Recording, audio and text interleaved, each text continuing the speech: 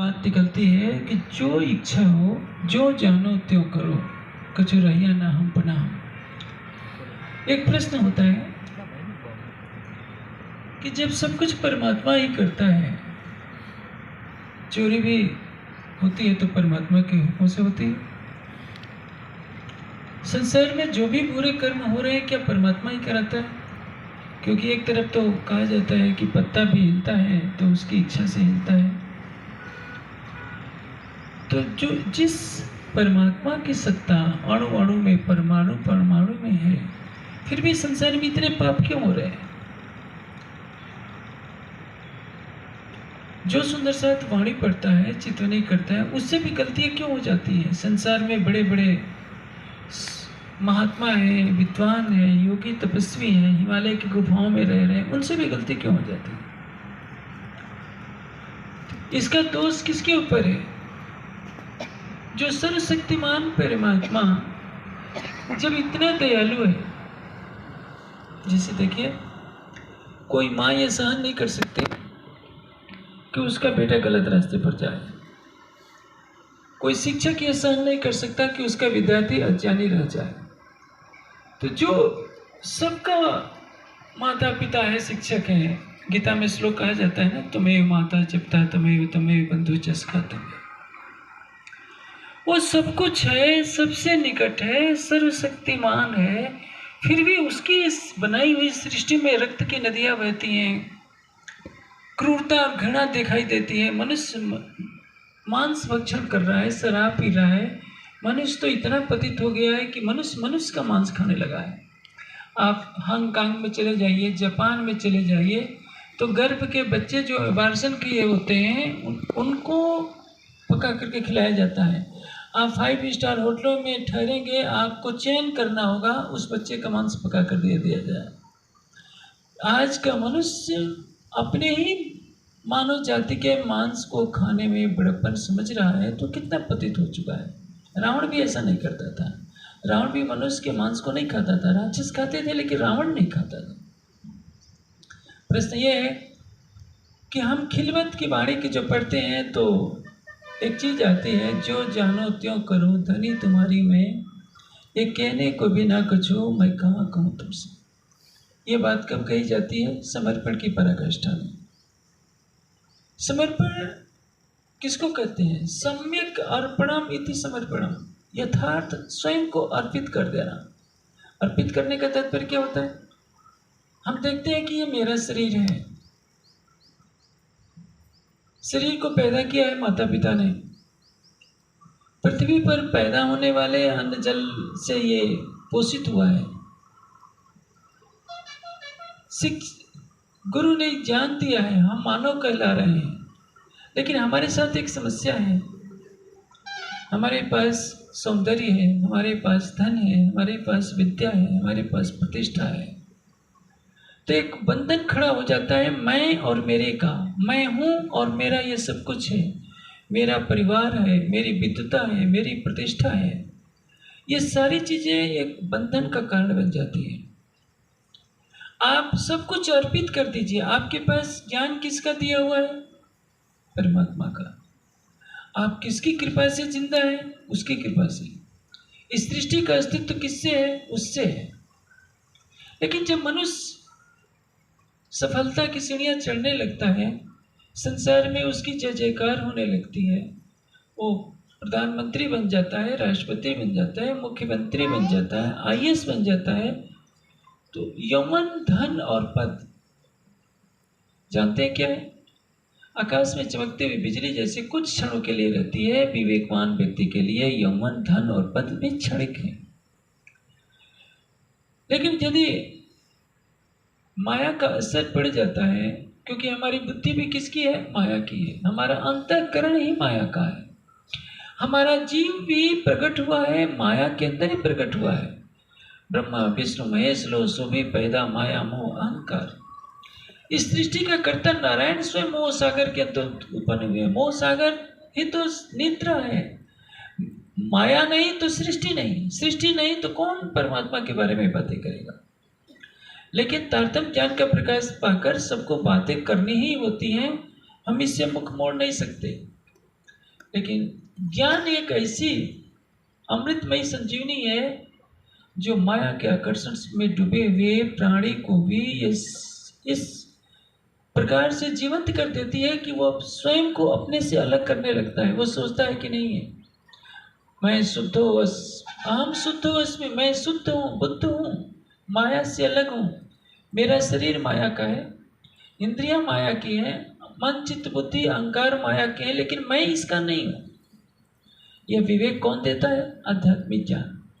और जिसने अपने को यथार्थ रूप से अर्पित कर दिया। अर्पित करने का तात्पर्य मैं आपको एक दृष्टांत से समझाता हूँ। आजकल तो परंपरा नहीं है, आज से 30 साल पहले वो परंपरा चला करती थी, अभी भी कहीं कहीं गांवों में होती होगी। जो लोग कन्यादान दे देते थे वे अपनी कन्या के ससुराल में कभी भी जाकर भोजन नहीं करते थे, पानी भी नहीं पीते थे। दूसरे के तो घर का खा लेते थे, लेकिन अपनी कन्या के घर का नहीं खाते थे कि हमने कन्या अर्पित कर दी तो उसका लेना पाप है। ये क्या संदेश था? देखने से तो एक लोक परंपरा है, आजकल वो परंपरा नहीं है, लेकिन उसमें पूरी मानव जाति के लिए एक बहुत बड़ा संदेश है। आपने सब कुछ अपना अर्पित कर दिया परमात्मा के नाम पर, तो आपको कुछ बोलने का अधिकार नहीं है। और यही अध्यात्म का शिखर पर पहुंचाने वाला मंत्र है। लोग मंदिरों में जाते हैं, कुछ न कुछ मन्नत मांगते हैं, निस्वार्थ भाव से तो कोई मंदिर जाता ही नहीं होगा।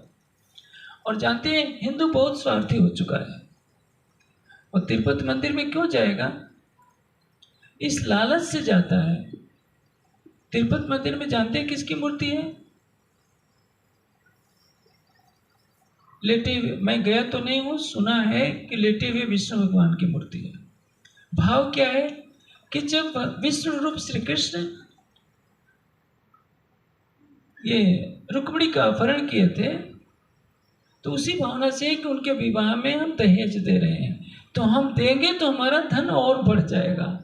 और बढ़ाने की लालच में वहाँ कई किलोमीटर तक लाइन लगी रहती है। आप परम धाम की खिलवत की बात सुनाएंगे तो दुनिया सुनने वाली नहीं है। उसको माया की कुछ चीज मिल जाए तो भीड़ लग जाएगी। देखिए साईं बाबा कोई परमहंस नहीं है, एक फकीर थे। उनका इतिहास जो भी रहा हो, कोई कुछ कहता है, कोई कुछ कहता है, कोई कहता है कुछ आदमियाँ थे, कुछ चमत्कार दिखा दिए, पिक्चर बन गई तो सारा हिंदू समाज देखिए वहाँ करोड़ों का चढ़ावा चढ़ता है। भीड़ इतनी है कि नियंत्रित करना कठिन होता है। क्या हिंदू समाज ने अपने वेद शास्त्रों को नहीं पढ़ाया कि परमात्मा कहाँ है? वो जानता है। योगेश्वर श्री कृष्ण ने कहा है, ईश्वर सर्वभूतानां हृदयेषु तिष्ठति अर्जुन। अर्जुन, परमात्मा सबके हृदय मंदिर में, हृदय मंदिर में भी है, तो लाइन लगाने की क्या आवश्यकता है कई किलोमीटर तक? क्योंकि जनता को भ्रम है, ये भ्रम फैला दिया गया कि अमुक मंदिर में ये चढ़ाओगे तो कई किलो तो तुम्हारा दूना हो जाएगा। चाहे वैष्णो माता का दर्शन करना हो, चाहे साईं बाबा के मंदिर में दर्शन करना हो, चाहे तिरुपति मंदिर में जाना हो, सब स्वार्थ के भक्त इकट्ठे हो रहे हैं। इनको अध्यात्म से देना कोई नहीं। देखिए भारतवर्ष का नैतिक पतन जब हुआ, ये क्यों हुआ? क्योंकि ज्ञान का प्रकाश नहीं हुआ। परिणाम यह हुआ कि सबने अपने हृदय मंदिर में, जो ऋषियों ने कहा था कि यो आत्मन तिष्ठति अंतरो यम आत्मा न वेद, जो आत्मा के अंतर अंतर्यामी रूप से विराजमान है, उस परमात्मा की खोज करने की अपेक्षा सबने बाहर भटकना शुरू कर दिया। वेद विरुद्ध मान्यताओं का पोषण करना शुरू कर दिया और उस पर भी स्वार्थ की एक मांग आ गई। अधिकतर मंदिरों में जाकर देखिए एक ही नारियल बार बार चढ़ता है। आप कामाख्या देवी के मंदिर में चले जाइए, न जाने पशुओं की बलि दी जाती है। पशुओं की बलि क्यों दी जाती है? वो सोचते हैं कि देवी माता इससे खुश हो जाएगी, भैरव देवता इससे खुश हो जाएंगे और हमारी इच्छा पूरी हो जाएगी, हमारे वंश की वृद्धि होगी। अपने सुख के लिए एक निर्दोष प्राणी की हत्या कर देना कौन सा धर्म है? लेकिन समाज को इससे मतलब नहीं है। और जो मनुष्य स्वार्थी होकर प्राणियों की हत्या करता है, उनको दुखी करता है, वो कभी भी अध्यात्म का अंग नहीं बन सकता। अंधविश्वास धर्म नहीं है। धर्म के नाम पर जो अंधविश्वास पाले जाते हैं उसका पता नहीं होता है। जब आहुति दी जाती है तो क्या कहते हैं? इदम नामम इदम इंद्राय। इंद्राय स्वाहा का अर्थ क्या है? जो संपूर्ण ऐश्वर्य का स्वामी है उसके लिए स्वाहा। स्वाहा का अर्थ क्या है? हम दूसरों से जो व्यवहार चाहते हैं हम भी उसके साथ वैसा व्यवहार करें। आप दूसरों से सम्मान चाहते हैं तो आपको दूसरा सम्मान करना पड़ेगा। आप दूसरों से स्नेह चाहते हैं तो आपको स्नेह की भाषा सीखनी पड़ेगी। हर वाक्य में कहा जाता है इदम नामम, हे परमात्मा यह मेरा नहीं है, यह तुम्हारा है। सब कुछ मनुष्य कहता है लेकिन व्यवहार में चरितार्थ नहीं करता। पुनः जब आंखें खोलता है तो कहता है कि ये तो मेरा शरीर है, मेरा परिवार है, मेरा ये धन है। यहाँ जितने सुंदर साथी इकट्ठे हुए हैं, आपसे पूछा जाए कि आपके पास कितना धन है, सभी कह देंगे कि मेरा इतना धन है, मेरा बैंक बैलेंस इतना है, मैंने बच्चों के लिए रख रखा है। कस्यचित् धनम, यह धन किसका है? कभी किसी ने सोचा है? आपका धन है तो मरते समय आपको ले जाना चाहिए था। कोई तो साथ अपने ले नहीं जाता, एक दिन का भी नहीं ले जाता। गुरु नानक देव के जीवन की कहानी है। एक जमींदार था, सारी जनता का धन लूट करके इकट्ठा करता था। नानक देव जी ने उसको सुधारने के लिए 1 रुपये का सिक्का दिया। कहा कि देखो तुम बैकुंठ चलना तो मैं वहीं तुमसे ले लूँगा, ये रख लो। उसको तो लेने की आदत पड़ी हुई थी, ले करके रख लिया। रात को जब सोने लगा तो सोचता है कि मैं मरूंगा तो इस सिक्के को कैसे ले जाऊंगा, मुझे तो यहीं छोड़ना पड़ेगा। सवेरे भागा गुरु नानक देव जी के पास आता है, कहता है कि गुरुदेव ये पैसा ले लीजिए। नानक देव जी कहते हैं कि कल तो तुमने कहा था कि नहीं मैं लेते चलूंगा, फिर लौटाने क्यों आए हो? और व्यक्ति कहता है कि गुरुदेव जब मैं मर जाऊंगा तो पैसे को कैसे ले जाऊंगा? नानक देव जी कहते हैं कि जब तुम 1 रुपये का सिक्का नहीं ले जा सकते तो गरीबों का खून चूस कर जो इकट्ठा कर रहे हो वो तुम्हारे साथ कहाँ जाएगा? इसलिए उस दिन उसकी आंखें खुलती है कि नहीं मैं कोई बहुत बड़ा गुनाह कर रहा हूँ। यही है, मनुष्य समर्पण की भाषा नहीं सीखता। खिलवत में प्रवेश करने के लिए आपको समर्पण की भाषा सीखनी पड़ेगी। स्वयं का अस्तित्व समाप्त, चाहे आप ज्ञान दृष्टि से कीजिए या भक्ति के माध्यम से कीजिए। भक्ति क्यों कराई जाती है? जब बालक छोटा होता है तो उसको बचपन में सिखाया जाता है कि माता पिता के चरण छुओ, गुरुजनों के चरण छुओ। आज की नई पीढ़ी तो मुंह से सिर हिला करके बोल देती है, वो चरण छूना सोचती है कि अपमान हो जाएगा। लेकिन इसमें एक बहुत बड़ा गहन रहस्य है। माता ने जन्म दिया है, वो देवी से रूपा है। पिता ने पालन पोषण किया है, वो देवता है। प्रत्यक्ष चेतन देवता कौन है? माता पिता आचार्य। आचार्य शिक्षा न दे तो मनुष्य क्या होगा? जैसे जंगलों में वनवासी लोग रहते हैं, शिक्षा से दूर, संस्कारों से रहित, वैसे ही मनुष्य हो जाएगा। जिस व्यक्तित्व ने मनुष्य को शिक्षित करके मानव बनने के योग्य बनाया है वो देवता है, इसलिए इनके चरण छुए जाते हैं। लेकिन देवताओं का भी देवता, माता पिता और आचार्य का भी पूज्य कौन है? परम देवता, एक सच्चिदानंद परमात्मा। जो माता पिता और आचार्य का ही सम्मान नहीं करना जानेगा वो परमात्मा का क्या करेगा? दुर्योधन से यही भूल होती है। दुर्योधन देखिए, जब देखो भीष्म पितामह का अपमान करता है, द्रोणाचार्य का अपमान करता है, कृपाचार्य का अपमान करता है। इसलिए द्रोणाचार्य को पूरे महाभारत में कहीं बैठ करके अब ध्यान करते हुए नहीं पाएंगे।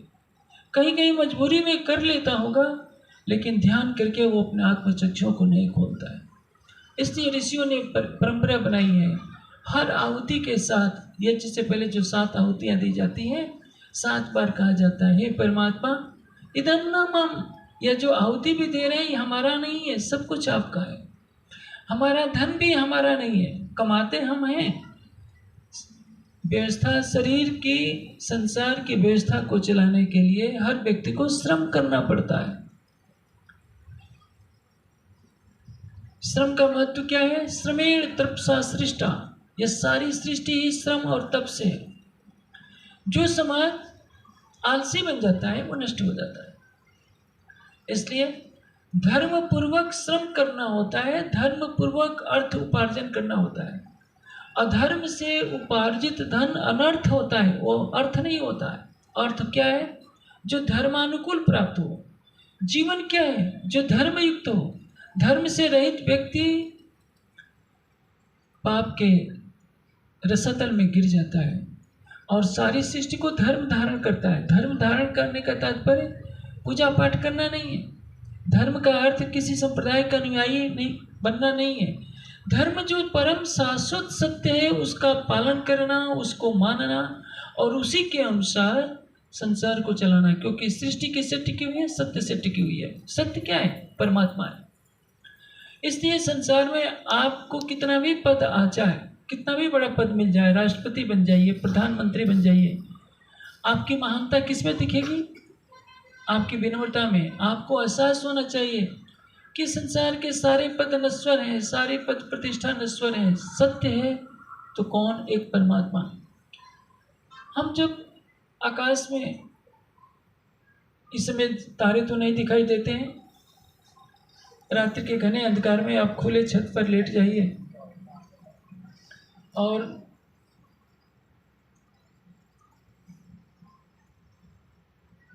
आकाश में टिमटिमाते हुए तारों की तरफ देखिए। ये तारे जुगनों की तरह दिखाई देते हैं, लेकिन आपकी पृथ्वी से लाखों गुना बड़े हैं। मनुष्य क्या होता है? एक छोटे से देश में रहता है।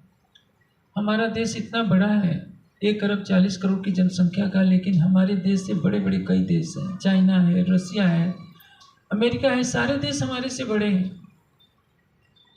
इस देश में हम एक छोटे से प्रदेश में रहते हैं, प्रदेश के गांव या शहर में रहते हैं। एक नगर में हमारे जैसे कितने परिवार होते हैं, कितने धनवान होते हैं, कितने बुद्धिमान होते हैं। यदि मनुष्य समझ जाए कि इस पृथ्वी पर हमारे जैसे लाखों करोड़ों लोग बुद्धिमान हैं, धनवान हैं, तो क्या होगा? उसका अहंकार समाप्त हो जाएगा। लेकिन मनुष्य अपने सीमित दायरे में सोचता है। वह यौवन की अवस्था में अपने सौंदर्य पर इतराता है, शरीर पर इतराता है। बुढ़ापे में शरीर भी साथ छोड़ देता है। मृत्यु के समय तो उसके शरीर को दाह संस्कार कर दिया जाता है, अग्नि की लपटों के भेंट में चला जाता है। जब वो जन्मा नहीं था, उसका शरीर नहीं था, तो उसका अस्तित्व कहाँ था? और एक ऐसा समय आएगा कि शरीर भी साथ छोड़ जाएगा, हमारे सगे संबंधी भी छोड़ जाएंगे, हमारी पद प्रतिष्ठा भी छूट जाएगी। इन सबको यदि वो भुला दे कि ये सभी आकाश में चमकने वाली बिजली के भांति नश्वर हैं, तो किस पर समर्पित होना चाहेगा? सच्चिदानंद परमात्मा पर। ये ज्ञान की बातें कहने में बहुत सरल लगती हैं, लेकिन व्यवहार में चरितार्थ करना बहुत कठिन होता है। इन मय में डूबिया सब कोई, या को पार न पावे कोई, या को पार सो पावे जाके मुतलक बख्शीश हो। सबसे बड़ी राज्य की कृपा है कि स्वयं के अहं के पर्दे को छोड़ देना। मैं और मेरा, न मैं हूँ न मेरा कुछ है, केवल तू है और तेरा ही सब कुछ है।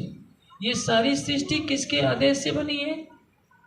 सच्चिदानंद परब्रह्म के आदेश से बनी। बनाने वाले कौन है? आदि नारायण, जो अक्षर के मन के सपने के स्वरूप है। और इस सृष्टि में हमारे जैसे करोड़ों नहीं अरबों मनुष्य हैं जो हमसे कहीं न कहीं पद प्रतिष्ठा बुद्धि में हमसे बलवान है। और इस हमारी पृथ्वी जैसी असंख्यों पृथ्वियाँ इस सृष्टि में है। और ये सृष्टि कहाँ से पैदा हुई है? शून्य थे जैसे जल पतासा, सो शून्य मान समाई। आप समुद्र के किनारे चले जाइए, वहाँ क्या देखने को मिलेगा? समुद्र में असंख्य लहरें उठ रही हैं, डूब रही हैं। न जाने असंख्यों पानी के बुलबुले उत्पन्न होते हैं, उसी में डूब जाते हैं, पता नहीं चलता। उसी तरह से अनंत मोह सागर में अनंत लोग पैदा होते हैं, अनंत प्राणी उत्पन्न होते हैं, वे अपने लौकिक जीवन को व्यतीत करते हैं और महाशून्य में समा जाते हैं। यही तो इस सृष्टि का रहस्य है। इसके बाद भी मनुष्य कहता है किसने परमात्मा को देखा है? कहाँ है परमात्मा? मैं ही तो जो कुछ हूँ। यह मैं और मेरे का बंधन उसके लिए सबसे बड़ा बंधन है, जो आंखों से दिखाई नहीं देता। ऐसा मत समझिए कि जो घर द्वार छोड़ जाता है वो माया के बंधनों से मुक्त हो जाता है। वो मोटी माया को छोड़ता है, पत्नी को छोड़ता है, बच्चों को छोड़ता है, घर की संपदा को छोड़ता है। लेकिन घर छोड़कर वन में कुटिया भी बना ले, वन में कोई आश्रम भी बना ले, गुफा में भी रह जाए, लेकिन यदि उसको अपनी तपस्या का आंग है, सिद्धि का आंग है, प्रतिष्ठा की चाहत है, तो माया सोने की सांकल बनकर उसका पीछा तो कर रही है। लोहे की जंजीरों को तो उसने काट डाला, लेकिन जो हाथों में सोने की बेड़ियां जंजीरों के रूप में पड़ी हुई है, उसको कैसे वो काटेगा? क्योंकि उसके मन में भावना है कि मैं बहुत बड़ा योगी हूँ। ये बहुत बड़ा शब्द ही सबसे बड़ा अहंकार का द्योतक है। जब आप प्रेम की डगर पर चलेंगे तो आपको क्या लगेगा? मैं कुछ हूँ ही नहीं। आपको कितना भी ज्ञान आ जाएगा तो क्या कहेंगे? ये राज्य का दिया हुआ है।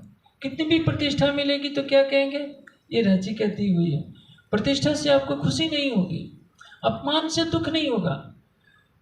गीता में योगेश्वर श्री कृष्ण ने बहुत ऊंची बात कही है कि सुख में दुख में, मान में अपमान में समत्व बना रहना चाहिए।